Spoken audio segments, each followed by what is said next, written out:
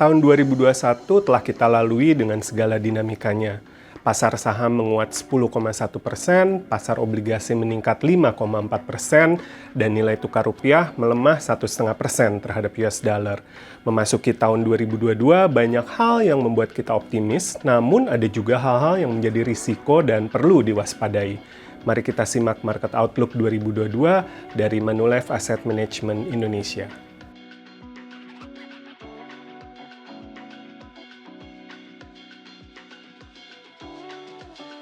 Dari sisi global, ada 4 tema yang mengemuka, yaitu tahun 2022 ini adalah tahun normalisasi pertumbuhan ekonomi, yang tentunya juga diikuti oleh normalisasi kebijakan baik fiskal dan moneter.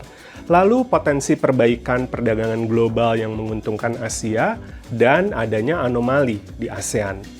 Setelah penurunan ekstrim 2020 dan kenaikan masif 2021, pertumbuhan ekonomi ke depan mulai bergerak ke arah normal, yang artinya pertumbuhan ekonomi global 2022 akan lebih rendah dari 2021, namun masih lebih tinggi dari rata-rata jangka panjangnya.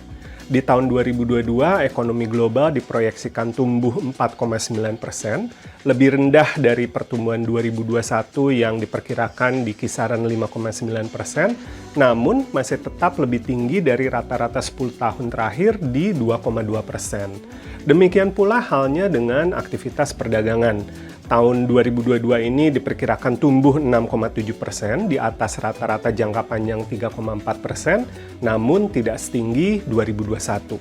Perdagangan global akan ditopang oleh kebutuhan produk dan jasa seiring normalisasi aktivitas ekonomi.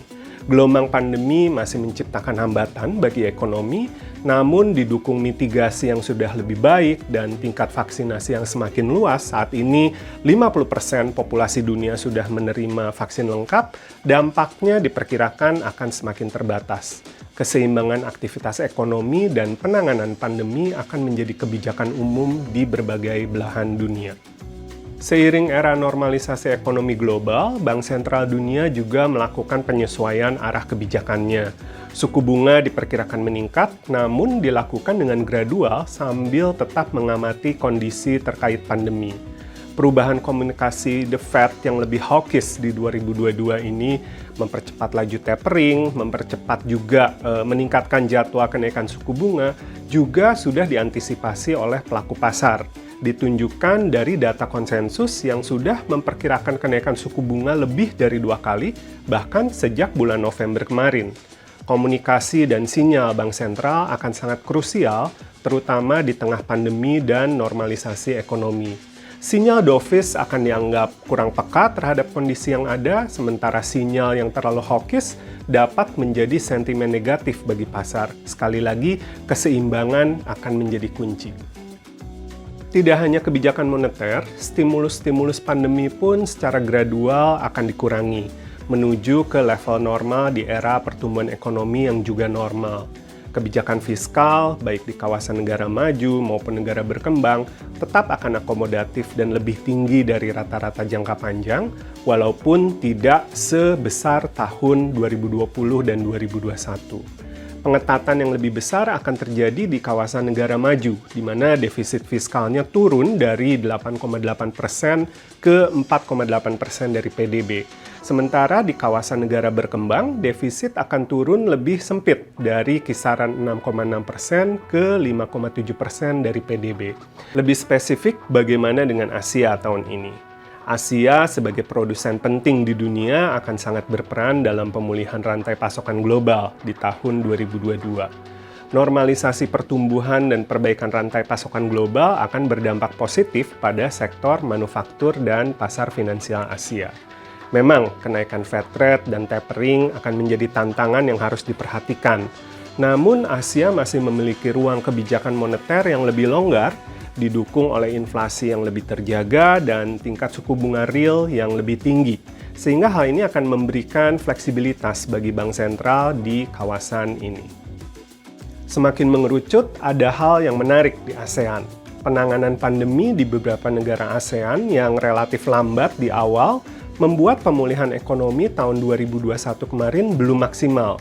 dan diperkirakan perbaikan masih akan berlanjut di 2022, menjadi anomali tersendiri di tengah normalisasi ekonomi global. Kawasan ASEAN diperkirakan menjadi salah satu kawasan yang dapat mencatat pertumbuhan ekonomi lebih tinggi di 2022 ini dibandingkan 2021. Ini berlawanan dengan kawasan lain yang justru mengalami normalisasi pertumbuhan ekonomi.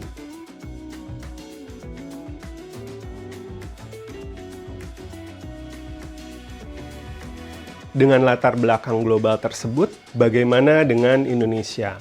Kami percaya akselerasi pertumbuhan ekonomi masih berlanjut di 2022, di tengah fokus kebijakan untuk mempertahankan stabilitas yang telah terjadi dan peningkatan sinergi kebijakan fiskal moneter.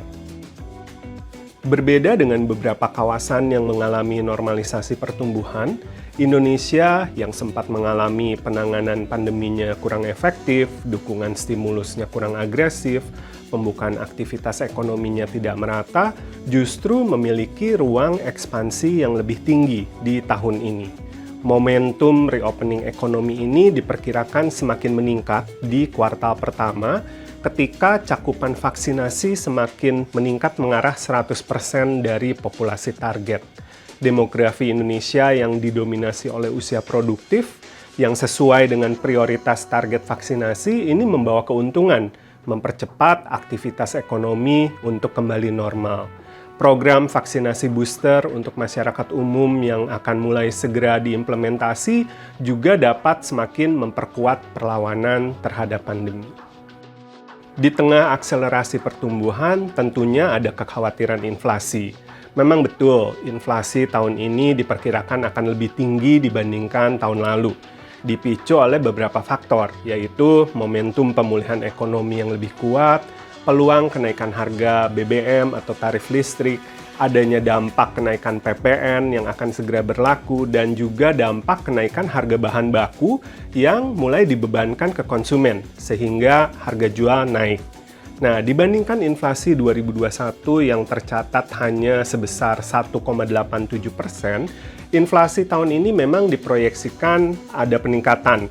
Namun, sepertinya bisa dijaga tetap relatif terkendali dalam rentang 3% plus minus 1%, dan memberi ruang bagi Bank Indonesia dan pemerintah juga untuk tetap menerapkan kebijakan yang menopang dan mendukung pemulihan ekonomi. Nilai tukar rupiah, ini juga satu indikator yang banyak diperhatikan. Di tengah perubahan kebijakan moneter global dan normalisasi harga komoditas dunia, tahun ini rupiah berpotensi melemah. Namun, ketahanan fundamental yang baik akan menopang stabilitas nilai tukar rupiah, dan saat ini rupiah jauh lebih kokoh menghadapi siklus kenaikan Fed rate, didukung oleh kebijakan makroprudensial dari Bank Indonesia, ketahanan eksternal yang kuat, dan cadangan devisa yang memadai. Pada intinya, kebijakan moneter BI akan diarahkan untuk menjaga keseimbangan antara pertumbuhan ekonomi dan stabilitas nilai tukar. Dari sisi pendanaan dan anggaran belanja, tahun ini sinergi kebijakan fiskal dan moneter semakin selaras, semakin memperkuat fondasi anggaran. Pemerintah dan Bank Indonesia berkomitmen untuk melakukan reformasi perpajakan dan melanjutkan skema burden sharing. Kondisi ini menjaga ruang dan keberlanjutan fiskal dalam jangka menengah, terutama dalam upaya menurunkan defisit anggaran di bawah 3% dari PDB mulai tahun 2023. Di tengah kondisi fiskal yang lebih prudent, sinergi fiskal moneter dinilai sebagai hal yang positif, berpotensi mengurangi tekanan terhadap peringkat kredit Indonesia. Nah, dapat disimpulkan, prospek makro Indonesia memasuki awal 2022 ini terlihat cukup konstruktif, dan ini akan menjadi fondasi dan penopang sentimen di pasar finansial ke depannya.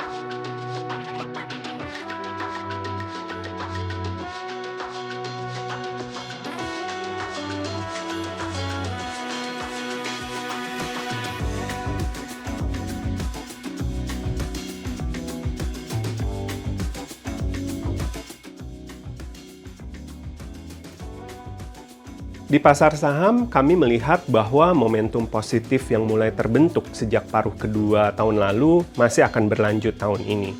Penanganan pandemi yang lebih baik, vaksinasi yang masif, dan kondisi fundamental yang semakin kuat diharapkan mendorong masuknya aliran dana asing. Prospek pemulihan ekonomi yang lebih kuat dan resilient juga mendorong normalisasi profitabilitas perusahaan ke level yang lebih sehat. Diproyeksikan pertumbuhan earning tahun ini akan berada di kisaran 12%. Yang terakhir, peluang pertumbuhan sektor e-ekonomi mendorong tingginya minat investor, terutama didukung potensi inklusinya pada indeks saham global dan adanya rencana beberapa penawaran perdana atau IPO saham-saham e-ekonomi yang diminati pasar tahun ini. Namun tak dapat kita pungkiri, pandemi yang belum sepenuhnya usai masih dapat memberikan kejutan-kejutan di pasar finansial. Dan disinilah peran kelas aset obligasi sangat krusial, menjadi penyeimbang, menciptakan stabilitas, dan peluang diversifikasi portfolio investasi. Imbal hasil real obligasi Indonesia, baik terhadap dengan inflasi maupun US Treasury, cukup superior dibandingkan negara-negara kawasan. Hal ini membuat pasar obligasi kita lebih kuat menghadapi perubahan sentimen global. Penerbitan dan pasokan yang terkendali di tengah permintaan domestik yang kuat karena imbal hasilnya menarik dan pertumbuhan kredit yang masih rendah juga tetap mendukung pergerakan pasar obligasi Indonesia. Dan faktor sentimen dan fundamental yang kokoh tadi akan berkontribusi pada stabilitas, menjadi sarana diversifikasi portfolio investasi yang baik bagi investor. Nah, kita telah membahas proyeksi-proyeksi kondisi global, domestik, dan potensi implikasinya terhadap pasar finansial. Walaupun demikian, kita tetap harus mewaspadai risiko yang ada tahun ini. Yang pertama adalah risiko miskomunikasi dari pembuat kebijakan moneter dan fiskal. Di tengah perubahan-perubahan kebijakan, komunikasinya nih harus sangat baik karena dapat menciptakan volatilitas terkait nilai tukar, arus dana, dan sentimen di suku bunga. Yang kedua, tentu saja perkembangan pandemi dan varian Omikron yang dapat berdampak pada aktivitas ekonomi. Penanganan pandemi yang seimbang dengan dukungan ekonomi ini menjadi kuncinya. Sebagai penutup, berikut ini adalah proyeksi-proyeksi indikator makroekonomi dan pasar finansial dari Manulife Asset Management Indonesia untuk tahun 2022. Selamat berinvestasi.